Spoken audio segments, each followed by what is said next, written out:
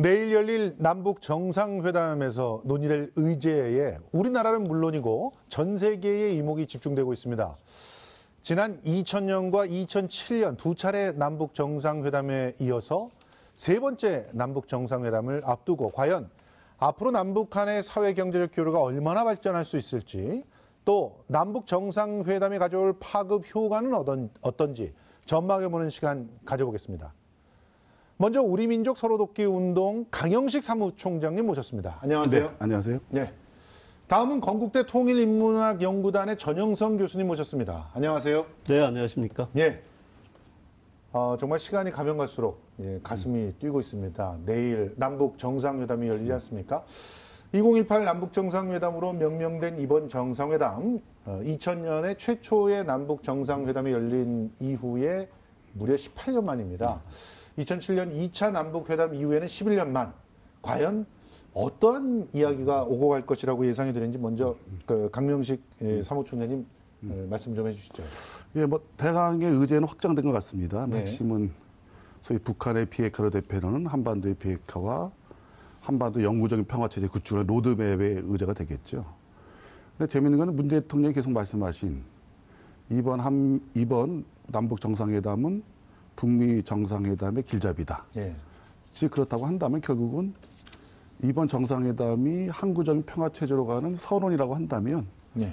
다음 달에 있을 북미 정상회담이 본론이 되지 않겠냐. 그렇게 두 개를 패키지로 봐야지 예. 이번 정상회담의 의미가 좀 확인할 수 있지 않겠냐라고 좀 생각을 해봅니다. 아니, 분위기가 이렇게 참 좋게 무르익어 가고 있기 때문에 지자체에서는 저마다 계획들을 막 세우고 있거든요. 네. 경기도, 인천, 강원도 이렇게 접경지 지자체들은 수학여행도 추진해보겠다, 방역사업을 공동으로 해보겠다, 여러 가지 계획들을 얘기하고 있는데, 사실 정부도 일단 승인을 해줘야 되겠지만 국제사회에서 네. 이런 여러 가지 사업들이 최소한 용인되어야 되지 않겠습니까? 이런 문제들에 대해서는 어떻게 보고 계세요? 네, 아무래도 이번 2018 남북 정상회담을 앞두고 각계각층에서 상당한 기대를 하고 있고요. 네. 이런 기대감은 한반도가 가장 위험한 상황이었었던 불과 네. 1년 전만 해도 한반도의 전쟁이 논의됐었던 상황에서 극적으로 이뤄낸, 어떻게 보면 정말로 우리가 한반도 문제를 좀 주체적으로 이뤄낼 수 있는 그런 극적인 상황 변화 속에서 이루어지고 있는 것이고요. 네. 더불어서 이게 이제 남북 정상회담에 이어서 한미 정상회담까지 견인해냈다는 점에서 본다면 어느 때보다도 굉장히 전망이 밝은 그런 그 정상회담이 될 걸로 예상이 되고 있습니다. 그에 따라서 각 지자체에서는 좀 당연하게 했었어야 될 한반도의 어떤 평화 정착 분위기 속에서 방역 사업이라든가 경제 협력 사업이라든가 아니면 청소년 교육 사업을 통해 가지고 좀 미래 건강한 통일 한반도를 그릴 수 있는 사업들을 굉장히 많이 좀 준비를 하고 있고요.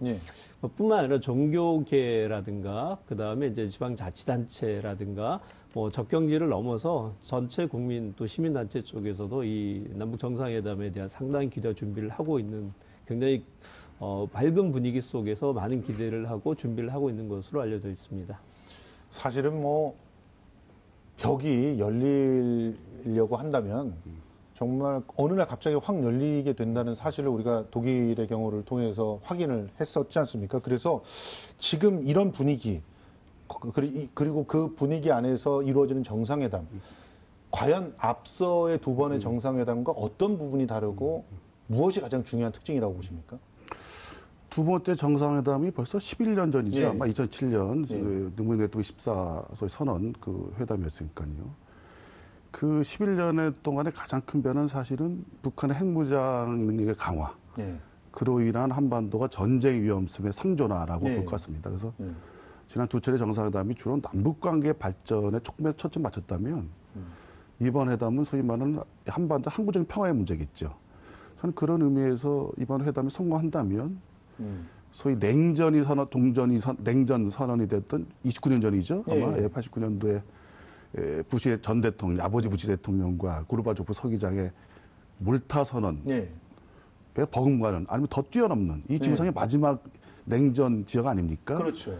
그래서 이번 정상회담이 소위 정전과 평화체제를 이끌어낼 수 있다면 전 29년 전에 몰타 회담을 뛰어넘는 역사적인 회담이 되리라라는 기대를 가지고 있고요. 또 그런 확신도 있습니다. 아니, 그러니까 이번 정상회담은 이전의 정상회담에 비해서 전 세계적인 관심이 의제입니다. 엄청난 상황이고 거기다가 또 뭐 역사적인 측면에서의 의미까지도 뭐 우리가 도출해내는 합의가 어느 정도 수준인지가 중요하겠습니다만 만약에 지금 예상되고 있는 그런 합의들이 나오기만 한다면 뭐 이거 뭐라고 표현해야 될까요? 뭐 상전벽해의 그런 어떤 상황들이 만들어지는 거 아니겠습니까?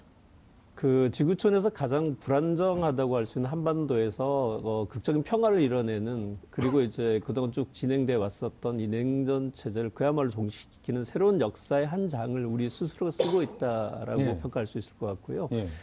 사실은 이제 그동안에 진행됐었던 것은 주로 남북 사이에 진행됐었지만은 조심스럽게 이번 회담을 통해서 국제사회에서 그야말로 한반도에 작동되었었던 국제적 질서 자체를 바꿔내는 큰 틀의 변화라고 하는 것은 정말로 우리 대한민국이 한반도에 살고 있는 국민으로서는 자부심을 가져도 좋을 만한 이런 회담이 되지 않을까 그렇게 예상이 되고 그러다 있습니다. 보니까 뭐 비핵화라든가 평화 문제에 대한 어떤 실효적인 합의도 충분히 기대할 수 있다 이렇게 보고 있는 것이죠. 예, 좀 많은 기대를 좀 하고 있습니다만은 이제 그 앞서도 우리 문재인 대통령께서도 이 상황이라고 하는 것은 유리그릇과 같아. 굉장히 조심스럽게 진행되어야 된다. 한자를 보면 이제 천려일실이라는 단어가 있는데요. 천 번을 생각하더라도 혹시나 작은 거 놓치지 않을까라고 하는 그야말로 이번 합의를 통해 가지고 돌아갈 수 없는 안정적인 한반도 구조를 만들기 위한 조심스러운 행보를 하고 있기 때문에 표현은 대단히 좀 조심스럽지만은 사실은 그 조심스러운 행보 속에서 굉장히 큰 역사적 전환점에 서 있다라고 말씀드릴 수가 있습니다. 지금 뭐 경제 외교 전문가들도 조용한 흥분을 하고 있는 상황이잖아요. 남북 경제 협력이 남북 관계를 완전히 변화시키면서 새로운 성장 동력을 만들어낼 수 있다. 뭐 이런 얘기를 그렇습니다. 하고 있단 말이죠. 이게 뭐 그 우리 사무총장님께 여쭤보고 싶은 것 중에 하나가 도대체 우리가 이게 만약에 제대로 남북의 경협을 이전과는 비교 안 될 정도의 어떤 진일보된 성취를 이루어내기만 한다. 네. 그러면 얼마나 큰 경제적 효과를 기대를 할 수 있는 걸까요? 재미있는 이슈가 있죠. 소위 말하는 세계 3080 그룹이 있습니다. 예. 1인당 국민소득이 소위 3만 달러, 예. 그리고 8천만. 예. 그 소비 시장이죠, 인구가. 예. 그러면 3080 클럽이 되면 자생적인 시장 발전의 내재적인 구조가 되는 거죠. 예. 아시다시피 그것이 미국, 일본이었습니다. 예. 근데 독일이 통일되면서 갑작스럽게 3080로 돼 있죠. 그렇죠. 그러면서 완전히 빅3가 됐죠. 그러면서 세계 경제학자들은 네 번째 이에 3080 클럽에 가입할 수 있는 나라는 남북한, 한반도다라는 걸 봅니다. 근데 사실 이게 단일 국가 되기 쉽지 않거든요. 그렇죠. 그런 의미에서 문 대통령이 얘기하신 경제 공동체의 개념을 본다면 경제 통일 이전의 경제 공동체로서 남북한이 소위 말해서 경제적인 공동체 흥해 나간다 한다면 전 단기간에 3080 클럽에 가입할 수 있고 요새 젊은 세대들이 많이 고민하는 일자리 문제라든지 여러 가지의 또 수출의 문제 같은 경우도 상당히 많은 비전이 갖고 있지 않겠냐. 그렇죠. 그것이 블루오션까지는 아니더라도 우리 한국의 경제의 신성장 동력으로서의 가치는 충분히 있다라는 뭐 생각을 가지고 있습니다. 사실 뭐 전 세계가 이번 합의에 주목하고 있는 것은 북한이라고 하는 엄청난 시장이 단일 시장으로 3천만 이상이 그냥 열리게 되는 그런 상황에 그렇습니다. 대한 어떤 각자의 뭐 계산이랄까요? 이런 것들도 존재하는 것 같아요. 뭐 트럼프 대통령도 그 속에 있겠죠. 그렇습니다. 예. 자, 이제 앞으로 2달 사이에 남북 정상회담과 북미 정상회담이 연이어 개최됩니다. 그러면 제일 먼저 쏠쏠한 이득을 챙길 수 있는 업계 중에 하나가 건설업계가 아니냐 이런 분석들이 나와요. 벌써 인프라들 확충에 대한 여러 가지 전망들이 나오고 있는데 어떤 효과들 기대할 수 있을까요? 이번 이제 2018 남북 정상회담이 이제 한반도에 대한 평화 체제를 구축하게 된다면 그야말로 이제 북한 시장이라고 하는 것이 새롭게 열린 시장이 될 것이고요. 상당한 그 경제적인 효과를 유발할 수 있는 새로운 시장을 맞이하게 된 직접적인 효과뿐만 아니라 간접적인 효과도 굉장히 클 거라고 생각을 하고 있고요. 뭐 북한 지역의 여러 인프라, 도로라든가 그 다음에 이제 뭐 건설 인프라 사업도 이제 충분히 미래에 대한 굉장히 긍정적인 전망을 할 수가 있겠고요. DMZ 일대가 그야말로 실질적인 DMZ. 사실 DMZ라고 하는 것은 비무장지대인데 전 세계 가장 군사적 밀집도가 높은 지역으로 전환이 됐었는데요. 이런 DMZ에 대한 평화가 정착이 된다면 그 지역 내에 뭐 공동 개발이라든가 사업도 상당할 걸로 예상이 되고 있습니다. 아니 뭐 정말 제대로 그 수교 정도 수준에 근접한 어떤 합의들이 이루어진다면 얼마든지 그쪽으로 진출해서 다양한 그 건설 인프라 그 사업들을 갖다 진행할 수 있을 거 아닌가요? 그 뭐 철도라든가 도로라든가 뭐 특히나 이제 철도 같은 경우는 유라시아 철도와 이어서 그렇습니다. 어떤 일들을 하자 이런 얘기를 하고 있지 않습니까? 지금 현재 직접적인 투자 효과 외에도 이제 후광 효과라고 얘기할 수 있는 네. 한반도 남북 경제가 상당한 정도의 협력체로 발전하게 된다면 바로 이제 중국 그 몽골 러시아와도 연결이 되고 조금 더 본다면 이제 일본과도 직접적으로 소통할 수 있는 아하. 물류의 소통 창구가 열리게 될 걸로 그렇죠. 예상이 되고 있고요. 아시겠지만 국제사회는 이미 이러한 그 동북아에 대한 거대한 구상들을 오래전부터 준비를 하고 네. 적정한 시기를 기다렸었는데 이게 네. 남북관계 전환이 되면서 그 시발점과 어떤 종착점이 한반도로 이루어질 수 있다면 네. 그야말로 물류 대혁명이 일어날 수 있는 가능성이 충분하다고 보고 있습니다. 그야말로 많은 사람들이 꿈속에서 그렸던 세계의 중심이 한반도가 되는 그런 일들이 벌어질 것 같은데요. 남북 정상회담과 북미 정상회담을 통해서 일단 이 개성공단 이 문제를 어떻게 풀 것인가 이 부분도 굉장히 관심이 많은 것 같아요. 아마 그 소위 앞에 한번 건설업계에 계신 분도 기대하겠지만 예. 사실 개성공단으로 인해서 자기 자산을 놓고 나오신 많은 예. 기업들 가장 많이 기대가 있으시겠죠. 예.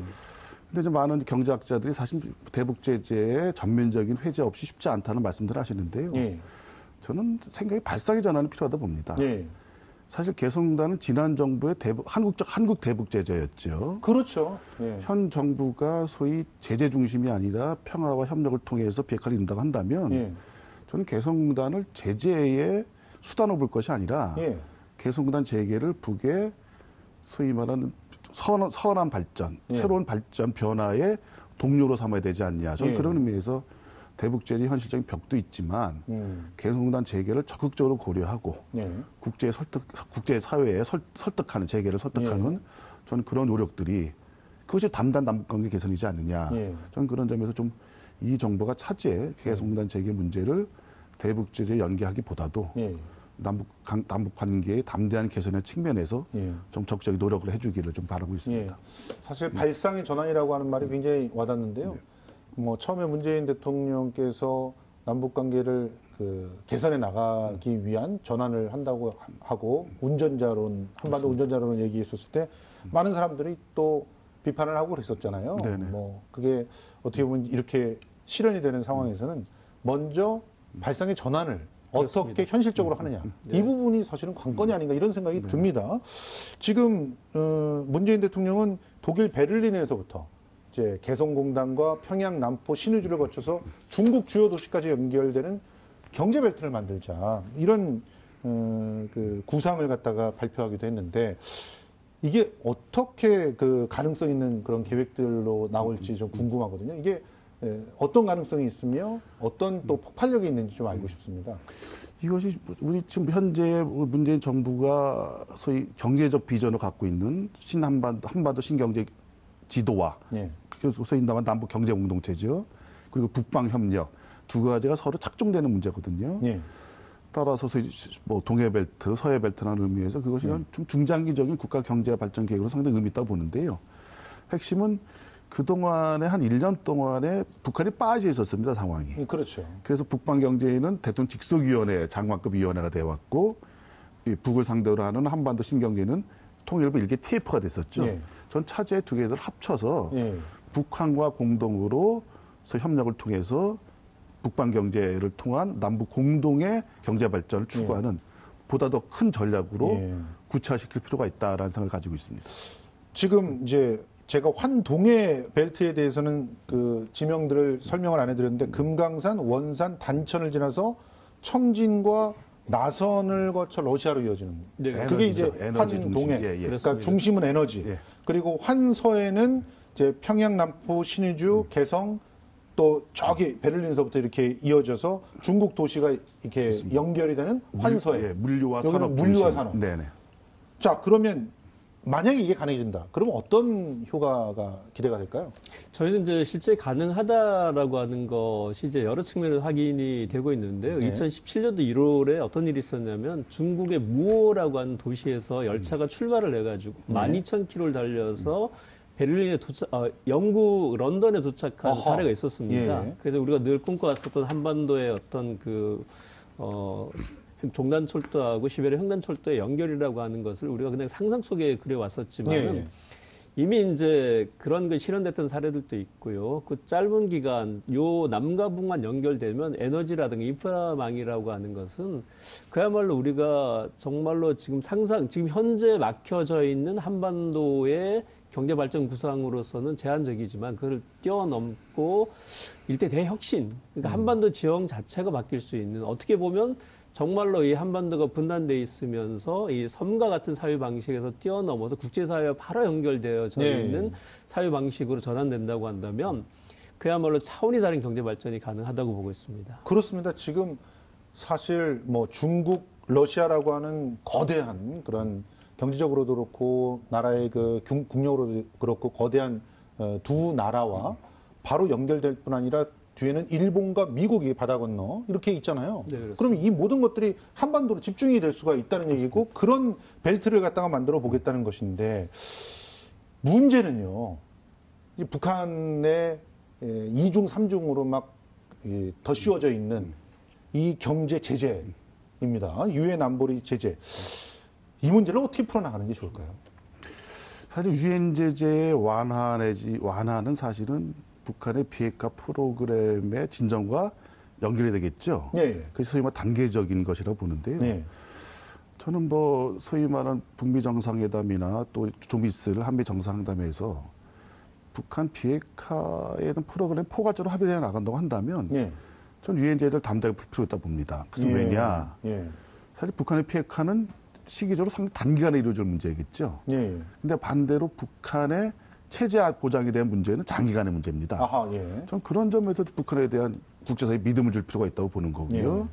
당신들 핵 동결했다, 예. 프로그램 했다, 사찰 받냐? 예. 그러면 우리도 비핵화가 구체적으로 결정되지 않았지, 확인되지 않았지만 대북제를 우선적으로 완화해주겠다라는 그런 것이 서로가 주고받는 예. 하나의 좀 의미 있는 대화의 모멘텀을 유지해 나가는 방법이지 않겠죠. 저는 그런 점에서 비핵화의 완결 시점에서 대북제재 해제를 노릴 것이 아니라 예. 지금부터라도 과감한 대북제재 완화를 통해서 예.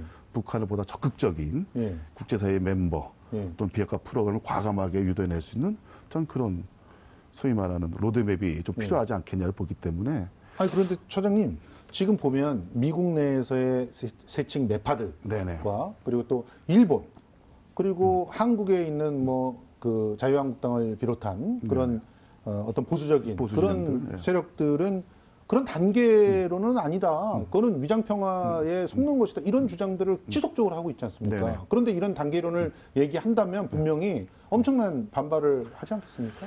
북한의 비핵화의 방법은 포괄적 합의 단계 적일 수밖에 없습니다. 그 역사적 경험이죠. 예. 그동안에 북한 비핵화가 실패했던 것은 단계별 접근의 문제가 아니고 예. 그런 기술적인 문제 이전에 당사자권의 신뢰가 없었던 거죠. 아하. 저는 이번이 문재인 정부의 한반도 운명의 주인론, 예. 전쟁 반대, 예. 그리고 소위 평화올림픽 성공, 예. 이러한 문재인 대통령의 적극적인 평화적인 노력이 전 북한을 움직였다고 봅니다. 예. 대북 제재가 움직인 건 아니죠. 저는 그렇죠. 그런 측면에서 그 예. 동력을 살려나가려고 한다면요. 예. 보다 더 담대한 것이 필요하다고 보는 거고요. 그런 과정 속에서 70년의 분단을 녹이고 새로운 평화, 아무도 가보지 못한 평화를 논하는데 정치적인 이념을 앞세우는 거, 저는 뭐 그건 아니라고 봅니다. 예. 아니, 중요한 말씀을 해주셨는데, 지금 현재 북한 관련 전문가들이 얘기하고 있는 내용들을 이렇게 보면은 두 갈래로 좀 나뉘거든요. 우리 처장님처럼 네. 이제 주체적인 한반도의 어떤 운명을 결정하겠다는 그런 강력한 남한의 변화가 이제 이 모든 변화 국면의 일종의 첫 번째 뭐 손가락 튕기기가 됐다라는 주장들이 있고, 또 한편에서는 아니다. 뭐 중국이라든가 뭐 또 미국의 강력하고도 변함없는 그런 제재, 이런 것들이 이제 하나의 힘이 돼서 결국은 마지막에 참 뭐 더 이상 견딜 수 없어서 저렇게 나온 것이다. 이런 분석이 있는데 이 분석에 따라서 외교의 어떤 방향이나 네. 또 기본적인 어떤 선택들이 달라지지 않겠습니까? 뭐 이제 여러 가지 해석들이 있고요. 이렇게 나눠지기도 하는데 중요한 것은 이제 현재 정부가 풀어나가고 있는 방식에 저는 좀 주목할 필요가 있다고 보고 있습니다. 예. 국제사회가 지금 대한민국이 주도하고 있는 그 평화 프로세스에 대해서 신뢰를 보내는 이유는 예.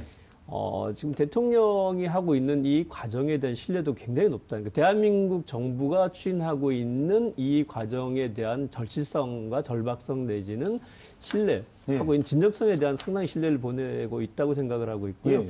그다음에 이 과정들을 다 설명하고 국민들을 대상으로 설명하고 확인받고 보여준 이 과정이라고 하는 것이 그야말로 이전에 추진했던 방식과는 조금 다른 부분들이고 예. 그게 가장 이 한 번 더 평화 프로세스를 풀어나가는데 중요한 동력이 될 수 있다고 생각을 하고 있습니다. 예. 그러니까 그 부분에 집중을 하면서 이제 외교적인 문제들은 어떻게 보면은 이 진정성을 이해해달라. 그렇죠. 라고 하면서 설득을 해나가는 그런 방식으로 진행이 어떻게 된다는 보면 이제 것이죠. 지금 대북 제재라고 하는 건 조치라는 이름으로 내려져 있는 부분들이고요. 예. 그게 법적인 이제 구속력을 갖거나 그런 건 아니고 되게 의무적인 사항으로 도덕적 사항으로 진행되었던 부분이고 그렇죠. 그것은 북한의 그 핵무장이라고 하는 걸 전제로 하면서 제재가 진행됐던 것이었기 때문에 예.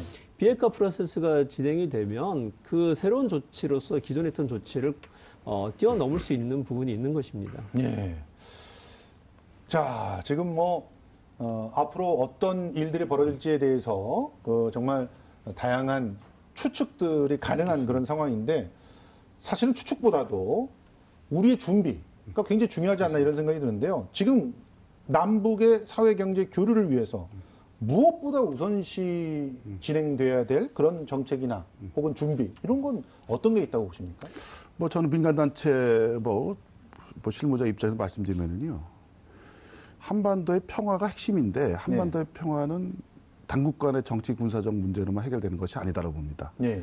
그것은 다양한 분야에서의 민간차의 교류 협력이 동시 이루어져 나가야 된다고 보고요. 지금 현재는 그런 교류가 없었던 상황이에요. 저희가 지난 10여 년간 민간차의 교류 협력이 정부의 소위 대북 정책의 하위 수단으로 이용되지 않았습니까? 그렇죠. 저는 그런 의미에서 그것을 이젠 민간단체의 독립성에 대한 신뢰 회복, 권리 회복이 있어야 된다는 보는 거고요. 그래서 경협이라든지 종교계, 민간 차원의 또 지자방자치단체의 다양한 교류 협력이 제도화되고 수십, 수백 명의 사람들이 평양이든 서울이든 남북 간이 서로 오가면서 다양한 협력 사업을 제도화했을 때 저는 그것은 지속 가능한 교류 협력 평화의 보장이라고 보기 때문에 너무 정치적인 군사적 뭐 중요하지만 정치 군사적 제도의 측면도 중요하지만 앞으로 정상회담 의제 후속 회담에서는 민간 차원의 다양한 교류 협력을 어떻게 제도화시킬 것이냐, 또 대북 지원을 어떻게 발전시켜 나갈 것이냐 등등에 대해서도 논의가 있으면 좋겠고요. 말씀드리면 지난 4월 1일, 3일 날 평양에서 우리 예술단 공연 있지 않습니까? 거기 민간단체 누가 갔습니까? 못 갔죠. 하나도 못 갔죠. 네. 정부 주도로 돼 왔죠. 그렇죠. 그러나 앞으로의 소위 말하는 가을이 온다 공연이라든지 소위 말하는 예술 체육 교류는 정부 주도가 아니라 민간이 주도하고 정부가 지원하는 방식으로 저는 그것이 대한민국의 강점이라고 봅니다. 그런 의미에서 민관 협력이 필요한 때라고 생각하고 사실 있습니다. 그렇게 돼야만 뭐 정부는 회담을 하는데 민간 단체는 갔다가 돌아오면서 잡혀가고 그런 우리가 1차 정상회담이 있기 전까지의 그런 아주 정말 안 좋은 모습들이 있었잖아요. 그런 모습들이 사라질 거라고는 생각하는데 그러기 위해서는 또 국가보안법 같은 거는 좀 손이 좀 봐줘야 되지 않겠습니까? 종전선언되고 평화선언되면 대단히 많이 있겠죠. 국가보안법의 문제. 뭐 유엔사가 없어져야 되는 거겠죠. 없어진다면 다양한 즉 그동안 저희가 70년 동안 겪어온 사회 제도와 달리 전혀 다른 제도가 되는 거죠. 그런 의미에서 좀 상상력이 필요한 거고. 근데 제가 말씀드리고 싶은 것은 보통 아무도 걸어가 보지 못한 길이라고 말을 하지만 사실은 30년 전에 소위 보수정부라는 노태우 정부에서 이 77선언 올해가 또 30주년입니다. 그러네요. 이미 노태우 정부 때 보수정부에서 77선언 한반도 한민족 공동체 통일 방안을 제시했던 길입니다. 다만 그 이후에 걸어가보지 못했을 뿐이죠. 맞습니다. 저는 그런 의미에서 30년 전에 노태우 정부 그때 여소야됐다고 합니다. 그럴 때 정착된 것이 지금 현 정부가 걸고 있다는 의미에서 국민적인 지지가 필요하다라고 좀 생각하고 있습니다. 뭐 노태우 정부 얘기하셨지만 사실 전두환 정권 내에서 남북관계 사업을 제시했던 사업을 보면 뭐 전력 지원부터 시작해갖고 역사단지부터 시작해 굉장히 많은 사업들을 이렇게 정부에서 발표를 했었고 하겠다라고 맞습니다. 했었던 공약으로 내갔던 부분들이기 때문에 단지 이제 이런 문제들은 그야말로 정책 쟁점 차원의 문제가 아니라 민족사적인 전환과 발전을 위한 문제로 좀 인식하는 국민적인 성숙이 좀 필요하지 않나 그렇게 보고 있습니다. 뭐 그러기 위해서는 뭐 이번에 의장대 서열을 받느냐 마느냐 이런 문제 갖고 따지고 들어서는 안 되지 않겠습니까? 뭐 민족이 어쩌면 그 명운이 걸려 있는 이 큰 문제에 대한 정치적 성숙도가 좀 필요하다고 보고 있습니다. 알겠습니다. 네, 지금까지 우리 민족 서로돕기 운동 강영식 사무총장님 그리고 건국대 통일인문학연구단의 전용성 교수님 모시고 남북 사회 경제 교류의 효과와 비전에 대해서 이야기 나눠봤습니다. 두 분 고맙습니다. 네, 감사합니다. 감사합니다. 네, 수고하셨습니다.